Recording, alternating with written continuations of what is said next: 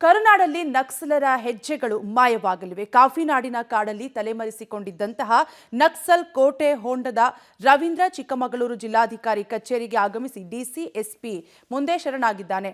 ನಮ್ಮೂರಿಗೆ ರಸ್ತೆ ಬೇಕು, ಭೂಮಿ ಇಲ್ಲದವರಿಗೆ ಭೂಮಿ ಹಕ್ಕುಪತ್ರ ನೀಡಬೇಕು ಎಂದು ಸರ್ಕಾರದ ಮುಂದೆ ಬೇಡಿಕೆ ಇಟ್ಟಿದ್ದಾನೆ. ಕಳೆದ 1 ದಶಕದಿಂದ ಭೂಗತನಾಗಿದ್ದ ರವೀಂದ್ರ ವಿರುದ್ಧ 14 ಕೇಸ್ಗಳಿವೆ.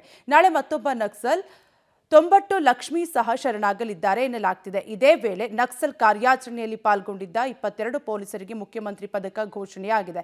ನಕ್ಸಲರ ಶರಣಾಗತಿಯನ್ನ ಕಾನೂನು ಮಂತ್ರಿ ಸ್ವಾಗತಿಸಿದ್ದಾರೆ.